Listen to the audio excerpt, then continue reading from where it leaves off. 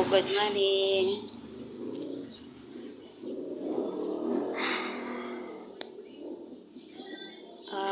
Binabati ko kayong dalawa hindi.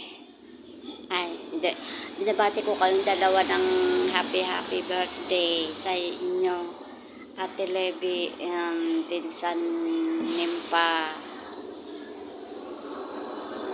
Magka-birthday pala kayong dalawa. Diyos ko lang ay sana ay lagi kayong malusog sa pangatawan at lalo na hindi nagkakasakit. Happy birthday sa inyong dalawa ulit.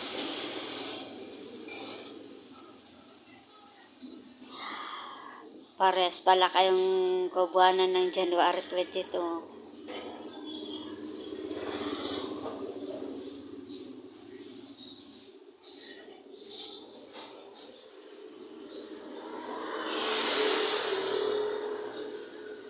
Ikaw din, ate.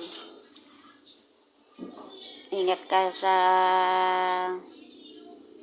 katawan mo. At syempre na rin, pati si Insan Nimpa. Kaya ito, na-vlog ko na yung kaarawan ninyong dalawa.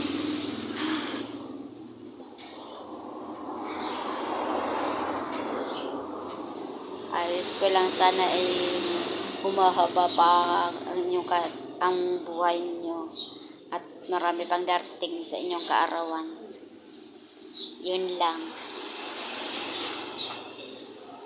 Happy birthday sa inyong dalawa ulit, Ate Lev and Insan Nimpa.